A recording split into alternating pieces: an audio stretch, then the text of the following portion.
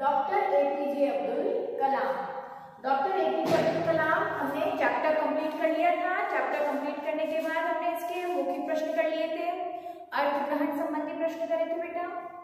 उसके अलावा हमने लिखित प्रश्न में लघु उत्तरीय प्रश्न हम कर चुके थे। दीर्घ उत्तरीय प्रश्न में हमने किया था क ख ग कर चुके थे। आज हम करेंगे घ से घड़ी। तो क्वेश्चन घ है दीर्घ उत्तर का दीर्घ उत्तरीय प्रश्न।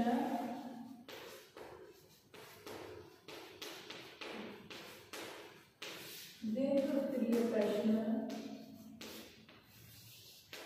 का घ है अब्दुल कलाम की रचनाओं के नाम बताइए। यानी अब्दुल कलाम ने कौन कौन सी रचनाएं लिखी थी, कौन कौन सी रचनाएं उन्होंने लिखी है। भारत से संबंधित उनके दृष्टिकोण की विशेषताएं लिखिए कि भारत से उनका क्या रिलेशन है, भारत से संबंधित उनका दृष्टिकोण की क्या क्या विशेषताएं हैं। तो हम यहाँ लिखेंगे उत्तर घ।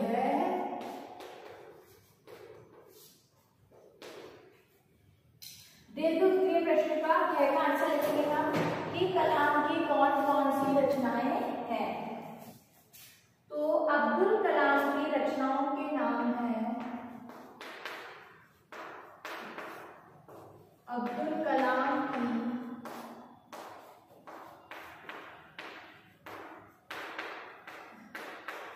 रचनाओं के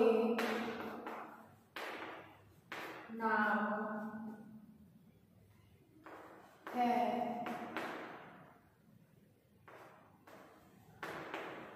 India,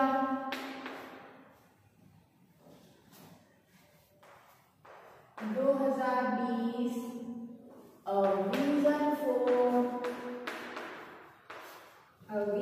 for the new millennium.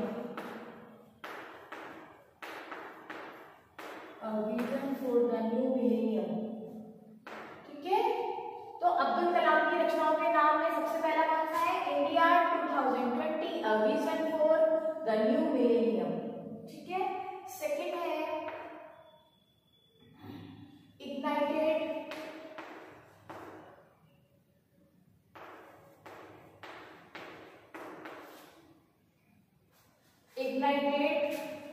Minds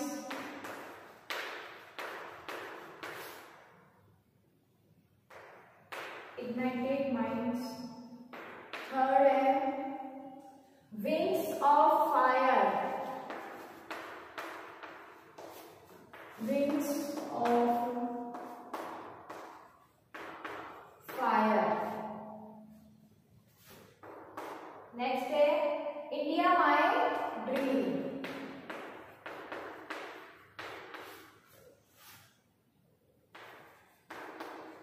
India my dream.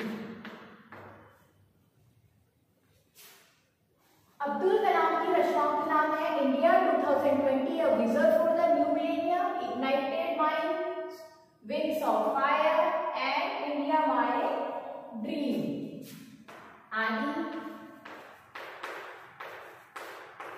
इनकी रचनाएं हैं,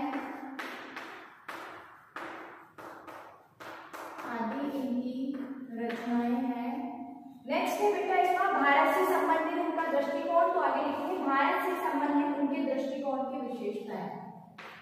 भारत से संबंधित इनके दृष्टिकोण की विशेषताएं।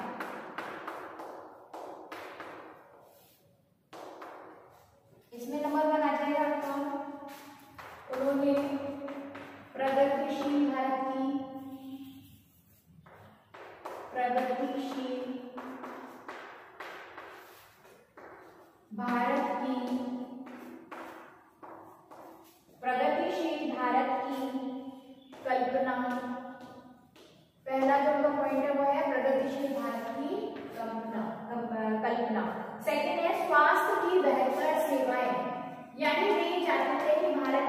स्वास्थ्य की भी बेहतर सेवाएं मिले,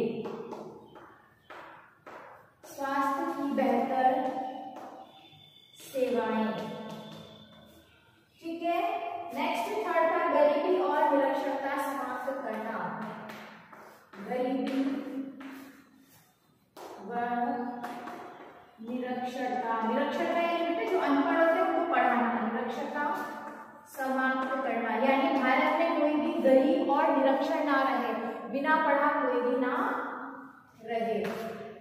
नंबर 4, प्रतिभाशाली विद्यार्थियों को आर्थिक सहायता, यानी जो भी बच्चे प्रतिभाशाली है, पढ़ने में बहुत ज्यादा होशियार है, लेकिन उनको पढ़ाई के चक्कर में पैसे के चक्कर में आगे पढ़ाई करने का मौका नहीं मिलता, तो उसको पूरी सुविधा उपलब्ध कराई जाए। प्रतिभाशाली छात्रों को आर्थिक सहायता, आर्थिक मतलब फाइनेंशियल सपोर्ट, आर्थिक सहायता। और नेक्स्ट है पारदर्शी और भ्रष्टाचार मुक्त। पारदर्शी है तो मतलब ट्रांसपेरेंट, पारदर्शी और भ्रष्टाचार मुक्त भारत,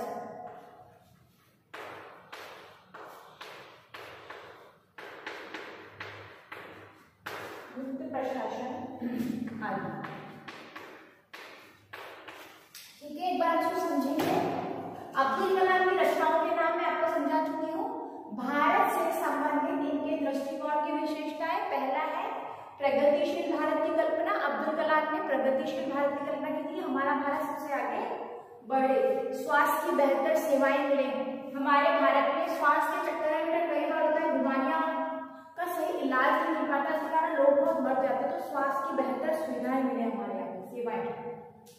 गरीबी व निरक्षरता समाप्त हो, गरीब लोग, गरीब बिल्कुल हट जाएगी। क्यों हट जाएगी गरीबी? हमें इतने रोजगार मिलेंगे लोगों को कि गरीबी बिल्कुल हट जाए। निरक्षरता यानी पढ़ाई से रिलेटेड है कि सबको साक्षर करना है, हमें कोई भी अनपढ़ ना रहे। प्रतिभाशाली छात्रों को आर्थिक सहायता, कई बार होता है बहुत ब्रिलियंट बच्चा, बहुत होशियार बच्चा, लेकिन पढ़ाई के लिए उनके पास पैसे नहीं है और पैसे के चक्कर में ही वे पढ़ाई आगे नहीं कर पाते हैं, तो उन्हें हमें क्या करनी है? आर्थिक सहायता प्रदान करनी चाहिए। पारदर्शी और भ्रष्टाचार मुक्त प्रशासन आदि। पारदर्शी मतलब ट्रांसपेरेंट, आपने देखा होगा ऑफिस वगैरह जाते हैं, सामने तो बोलते काम हो जाएगा, लेकिन पीछे से उन्हें क्या होता है? रिश्वत ही होती है। तो वही चीज ये कहना चाह रहे हैं कि पारदर्शी और भ्रष्टाचार से मुक्त प्रशासन होना चाहिए। ठीक है बेटा, तो ये हुए आपके 5 पॉइंट जो कि भारत के लिए उन्होंने सोचे थे। नेक्स्ट क्वेश्चन है इसका,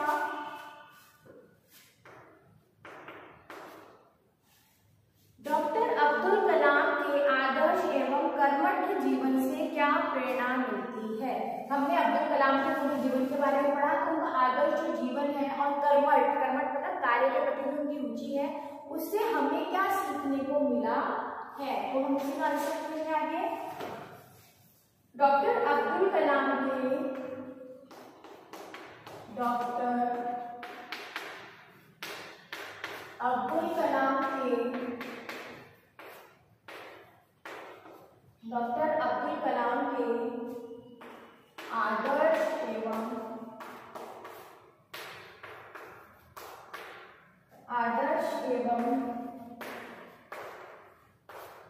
कर्मठ जीवन से छात्रों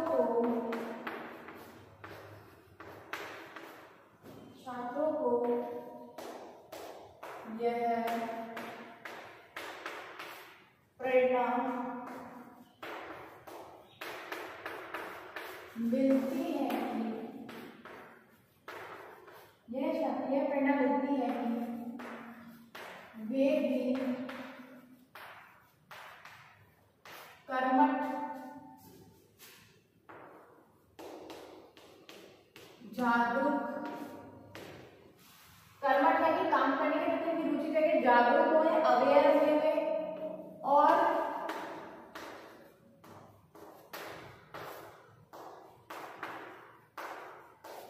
निश्चित लक्ष्य और अधिकाधिक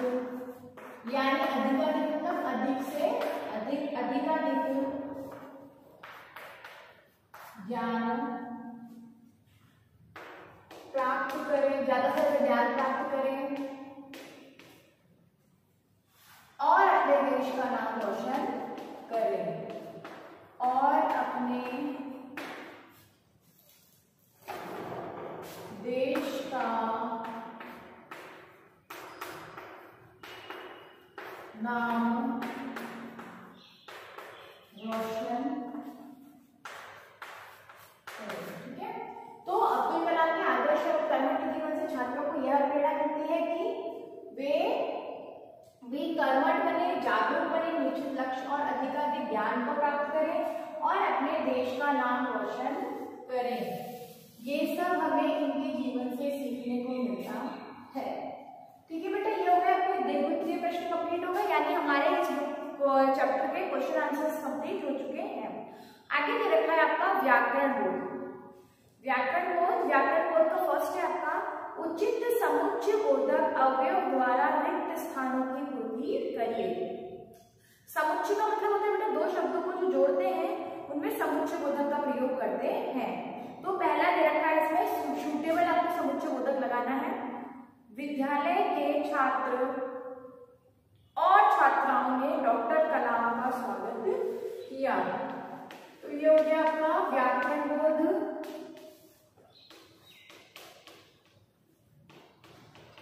व्याकरण बोध के फर्स्ट के कहने आ जाएगा आपका और। ठीक है, कहने क्या आ गया और। विद्यालय के छात्र और छात्राओं ने कलाम का स्वागत किया। नेक्स्ट है कन्याकुमारी में सूर्योदय तथा सूर्यास्त का दृश्य बहुत सुंदर होता है। सूर्योदय का भी और सूर्यास्त का भी तथा। ठीक है, नेक्स्ट है आपका सभी प्रत्याशियों में डॉक्टर कलाम सर्वसम्मति से राष्ट्रपति चुने गए। सर्वसम्मति का मतलब होता है बेटा सभी ने हाँ कर दी इसलिए राष्ट्रपति चुने गए, क्योंकि वे गहन अध्ययनशील प्रवृत्ति के व्यक्ति थे। क्योंकि इसमें क्या जाएगा, क्योंकि वे कैसे व्यक्ति थे, गहन अध्ययनशील प्रवृत्ति के व्यक्ति थे। बहुत ज्यादा पढ़ाई में अध्ययन किसी भी चीज की बहुत अच्छे से स्टडी को करते थे। नेक्स्ट है वे देश के प्रत्येक युवक को कर्मठ और जागरूक बनाना चाहते थे। में आ जाएगा और कर्मठ और जागरूक बनाना चाहते थे। लास्ट फर्स्ट वाले का वे देश को दुश्मनों से सुरक्षित रखना चाहते थे। वो हमारे देश को, जो भी हमारे पड़ोसी देश है, दुश्मन देश है, उनसे सुरक्षित रखना चाहते थे, इसीलिए उन्होंने मिसाइलें तैयार की। और इसीलिए उन्हें क्या बोलते हैं, हम मिसाइल मैन भी कहते हैं। इसीलिए उन्होंने मिसाइलें तैयार की। ठीक है, ये व्याकरण बोध का फर्स्ट का हो गया, ये गगन है। अब सेकंड हम व्याकरण बोध का है रिक्त स्थानों में उचित समुच्चय बोधक अवयव भरिए। इसके अंदर भी समुच्चय बोधक अवयव भरने हैं आपको, उचित संबंध बोधक अवयव भरने हैं आपको, इनके बीच में जो संबंध है उसके बारे में पढ़ना है। ज्ञान के बिना जीवन अधूरा है, तो इसके क्या में आ जाएगा, के बिना, ज्ञान के बिना जीवन अधूरा है। डॉक्टर कलाम बच्चों के साथ समय बिताते हुए प्रसन्न होते थे। डॉक्टर कलाम बच्चों के साथ समय बिताते हुए प्रसन्न होते थे। गया एड्रेस का डॉक्टर कलाम के घर के पास, डॉक्टर कलाम के घर के पास रामेश्वरम का मंदिर था। रामेश्वरम मंदिर का सबको पता है, डॉक्टर कलाम के घर के पास। ओके, नियम के विरुद्ध काम मत करो। घर में आ जाएगा आपका विरुद्ध, जो नियम बने हुए हैं उसी के हिसाब से काम करो, नियम के विरुद्ध जाकर के काम मत करो। नेक्स्ट है लास्ट, इसका सेकंड का लास्ट है वे पेड़ के नीचे बैठकर सोचने लगे। वे पेड़ के नीचे बैठकर सोचने लगे। ठीक है बेटा, तो ये आपका हो गया व्याकरण बोध का कंप्लीट हो गया। ठीक है, दीर्घ उत्तरीय प्रश्न आपके हो गए, हो गए, ये दीर्घ उत्तरीय यहाँ तक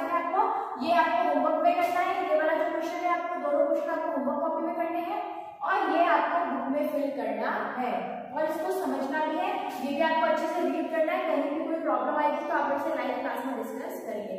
ठीक है, अपना चैप्टर 16 कंप्लीट होता है, वह कंप्लीट कर लेना। कोई भी प्रॉब्लम लाइव क्लास में